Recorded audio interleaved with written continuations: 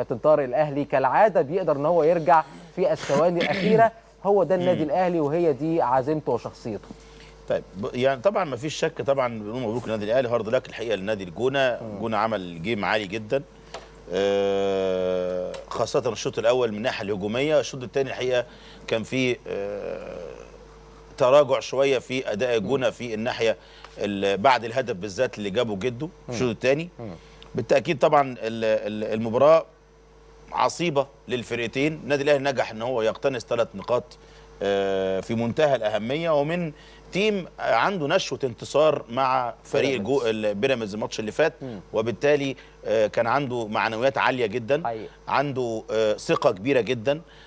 صحيح في يفتقد الى 5 عناصر مهمه جدا في التيم، ولكن زي ما قلت لك قد يكون حماده صدقي في ورطه، وقد يكون مش في ورطه يخرجوا لاعيبته من هذه الورطه اللعيبه اللي موجوده. وبالتالي فعلا ادائهم كان الحقيقه سواء جاتوش او نادي.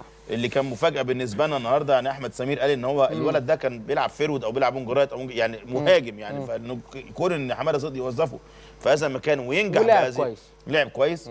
النادي الاهلي زي ما اتكلمنا ماركو، الحلقه الوصل مش موجوده. لما بدات تبقى موجوده شويه في الاخر وتراجع الجونه ادى فرصه للنادي الاهلي ان هو يمسك كوره. عارف ان حماده صدقي ما يقدرش يلعب جيم مفتوح مع الاهلي الشوط الثاني، مستحيل، استحاله. ليه؟ مستحيل. لان هو يعلم تماما ان هناك 5 عناصر جديده داخله بقالهم فتره طويله، وخاصه مثلا بتتكلم في نادي ما شفناهوش بقالنا كتير، الالفي ما شفناهوش بقالنا كتير، احمد حسن مكي ما شفناهوش بقالنا كتير، ايضا احمد سعيد اوكا ما شفناهوش بقالنا كتير. بتتكلم في جاتوش بانوم، احنا قلنا ان هو كان بيلعب صحيح ما كانش بيلعب، لا ما كانش موجود الماتشين اللي فاتوا، لكنه كان بيلعب قبل كده وكان بديل وبينزل. فانت بتتكلم في افتقد عنصر الحيويه في التيم، وبالتالي هو تراجع بشكل كبير الشوط الثاني خاصه بعد الهدف.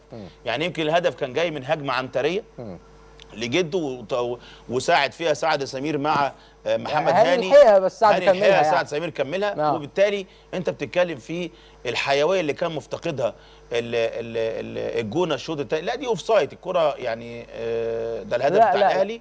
ده جون جده. بنتكلم على الحاله الدفاعيه بتاعت النادي الاهلي. هل واقفين صح يا كابتن ولا لا؟ الراجل واحد وسط 3 بس ازاي بيستلم وبيحط كده؟ الاثنين المساكين واقفين غلط طبعا. بص هنا الراجل بايعين هنا في 3 على 3، سعد مبدئيا متاخر 3 على 3 لازم جون.